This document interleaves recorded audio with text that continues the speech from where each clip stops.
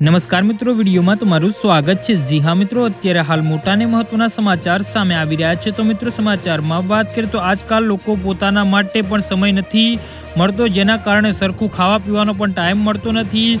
આ કારણે મોટા ભાગના લોકો સમય બચાવવા એક સાથે ઘણું બધું જમવાનું બનાવી લેતા હોય છે અને તેને ગરમ કરીને ખાય છે। ઘણા ઘરોમાં આ રીતે ભોજન ગેસ કે પછી માઇક્રોવેવમાં ગરમ કરીને ખાવામાં આવે છે, પરંતુ શું તમે જાણો છો કે તે કરવું કેટલું ખતરનાક સાબિત થઈ શકે છે?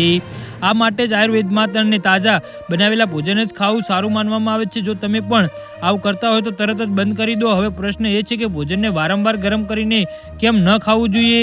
વારંવાર ગરમ કરીને ખાવાના નુકસાન શું છે? તો ચાલો જાણીએ વિગતવાર। આયુર્વેદિક અનુસાર તાજું બનાવેલું ભોજન આરોગ્યની સાચી ચાવી છે। જ્યારે એક જ ખોરાકને વારંવાર ગરમ કરીને ખાવાની આદત શરીરને ધીમે ધીમે ખોખલું કરી નાખે છે। આયુર્વેદ તેને સ્પષ્ટ રીતે અતિહાકર ભોજન કહેવામાં આવે છે। આ પ્રકારનું ભોજન શરીરને 3 દોષો વાત, પિત્ત અને કફની અસંતુલિત કરી દે છે। વાત દોષ વધવાથી વ્યક્તિએ બેચેની, ચિંતા, સાંધામાં દુખાવો અને અનિદ્રા જેવી સમસ્યા થવા લાગે છે। પિત્ત દોષ બગડવાથી એસિડિટી, ગેસ, મોઢામાં બળતરા, ત્વચા પર લલાશ અને ગુસ્સો વધે છે। જી હા મિત્રો, તો આના વિશે તમારું શું કહેવું છે તો નીચે અમારી કમેન્ટ બોક્સમાં જરૂરથી જણાવજો અને અમારી યુટ્યુબ ચેનલને સબસ્ક્રાઇબ કરવાની ભૂલતા નહીં। ધન્યવાદ।